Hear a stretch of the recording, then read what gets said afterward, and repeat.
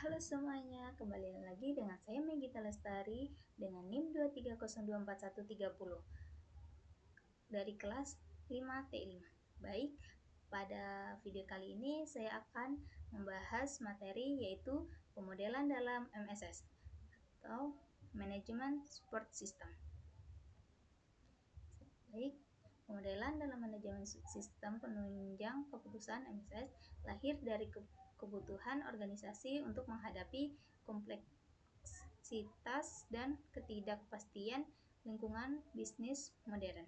Perubahan pasar, regulasi, dan teknologi menuntut manajer untuk membuat keputusan secara cepat, tepat, dan berbasis data. Namun, keterbatasan kemampuan manusia dalam mengelola informasi yang besar dan rumit menjadikan pemodelan sebagai solusi untuk menyederhanakan realitas ke dalam bentuk representasi yang lebih mudah dipahami. Melalui pemodelan, berbagai alternatif keputusan dapat dianalisis dan disimulasikan tanpa harus diuji langsung di dunia nyata, sehingga lebih efisien, hemat biaya, dan mampu mengurangi risiko, terutama dengan dukungan teknologi informasi yang semakin maju. Lanjut, tujuan pemodelan dalam MSS ada 5, yaitu menyediakan kerangka analisis, membantu memahami permasalahan secara sistematis. Kedua, mengurangi risiko keputusan karena manajer bisa melihat dampak setiap alternatif sebelum dipilih. Yang ketiga, menghemat waktu dan biaya. Model dapat diuji coba berulang kali tanpa mengganggu sistem nyata. Yang keempat, yaitu menyediakan alat simulasi. Keputusan bisa diuji dalam berbagai kondisi termasuk kondisi ekstrim. Yang kelima, yaitu meningkatkan kualitas keputusan, memberikan dasar yang lebih rasional bukan hanya intuisi. Lanjut, manfaat pemodelan. Memberikan gambaran nyata terhadap sistem yang kompleks. Menjadi sarana komunikasi antar anggota organisasi karena model lebih mudah dipahami dibanding data mentah. Yang kedua, yaitu membantu memprediksi hasil keputusan jangka pendek maupun jangka panjang, memudahkan penyesuaian apabila terjadi perubahan lingkungan bisnis. Lanjut, yaitu jenis-jenis model dalam MSS. Model fisik, representasi nyata dari sistem atau objek sebenarnya. Contoh, miniatur pabrik, prototipe produk. Yang kedua, model matematis, menggunakan persamaan variabel dan rumus matematis untuk menggambarkan hubungan antar komponen. Contoh, model regresi untuk memprediksi penjualan, model inventory untuk stok barang.